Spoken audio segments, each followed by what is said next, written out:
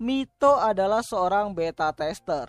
Oke, jadi setelah aku mengulang-ulang beberapa trailer untuk movie dari Sword Art Online Progressive yang bakalan tayang pada bulan Oktober nanti, aku menemukan beberapa hal yang cukup janggal lagi mengenai karakter dari si Mito ini. Dan ya, mari kita coba berteori liar sajalah bagaimana cerita dari movie Sword Art Online Progressive ini tuh bakalan berjalan. Dan ya, sebelum itu mari kita lihat intronya dulu. Lupa kalau nggak punya. Oke, jadi plot di movie-nya nanti itu bakalan berfokus kepada isu dari para beta tester.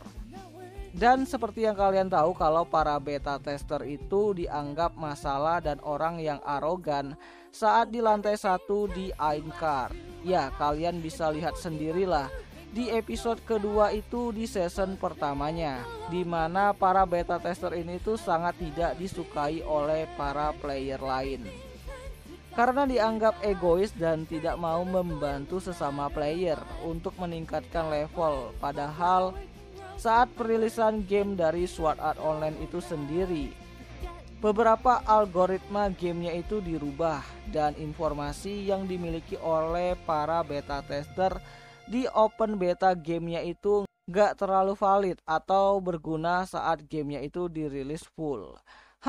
Kena prank dari Kayaba kah?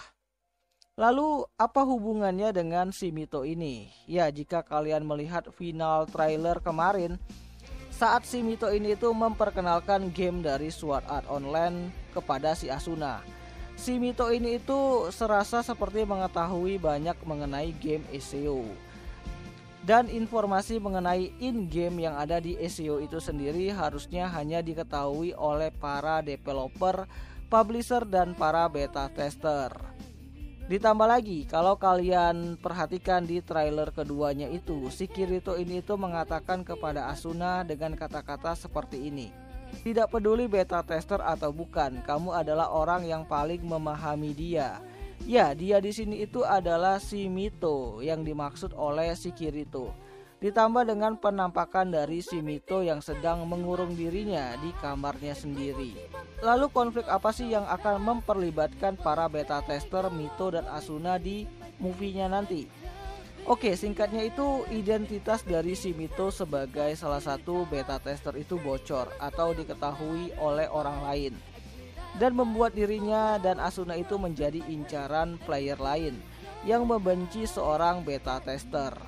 Dan karena si Asuna ini itu terlibat dengan masalahnya si Mito ini, jadi Asuna ini itu merasa dibohongi atau ditipu oleh sahabatnya sendiri, di mana ia diajak masuk ke dalam game kematian yang entah sampai kapan ia bisa keluar dari game tersebut. Ditambah lagi incaran dari para red player kepada Asuna membuat Asuna ini itu marah kepada si Mito. Dan ini itu adalah titik terendah dari si Mito ini itu saat harus kehilangan sahabatnya sendiri. Hal yang sama yang dirasakan oleh si Kirito saat kehilangan Sachi akibat menyembunyikan identitas atau status aslinya. Intinya si Kirito ini itu bohong soal levelnya. Dan entah bagaimana saat si Kirito, Asuna, dan Mito ini itu bakalan bertemu dalam satu kejadian yang mana membuat si Kirito ini itu menjelaskan mengenai tidak adanya perbedaan antara para beta tester dan para player lain untuk saat ini, dan harus lebih berfokus untuk menyelesaikan game kematian ini itu secepatnya. Membuat pandangan Asuna mengenai para beta tester itu pun sedikit berubah dan hubungannya dengan si Mito pun kembali membaik. Dan ciri khas dari anime Sword Art Online pun kembali kita lihat lagi di sini, di mana si Mito ini itu akan sedikit menyukai Kirito karena telah membuatnya berbaikan lagi dengan si Asuna. Boleh juga lah. Lalu di final battle-nya nanti itu Mito ini itu bakalan mati sih menurutku untuk melindungi Asuna, dan itu adalah hal yang akan men-trigger Asuna ini itu untuk menyelesaikan game dari SEO ini itu secepatnya. Dan ya, itu adalah dongengku sendiri jika dilihat dari beberapa trailer yang sudah dirilis. Jadi nggak harus kalian percayai itu 100%. Dan jika kalian mempunyai pandangan lain mengenai apa yang akan terjadi di movie Sword Art Online Progressive nanti, kalian bisa coba tulis di kolom komentar. Kali aja seru untuk kita bahas.